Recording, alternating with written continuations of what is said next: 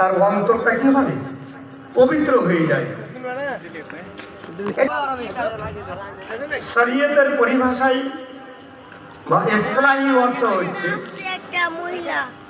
কোন মুসলিমের নির্দিষ্ট নেশাবে যখন তার অর্থ পৌঁছে যাবে তখন শরীয়তের নির্দিষ্ট পরিমাণ অর্থ হকদারের নিকট পৌঁছে দেওয়া, এটা হচ্ছে যাকাত। আপনাকে পৌঁছে দিতে হবে, দিয়ে আসতে হবে আপনাকে। তাহলে এই যাকাতের অর্থ, যাকাত খরচ হয়েছে, যদিও হিজরতের আগে খরচ হয়নি, খরচ হয়েছে দ্বিতীয় হিজরির পরে, এটাই সঠিক মত। তো যাকাত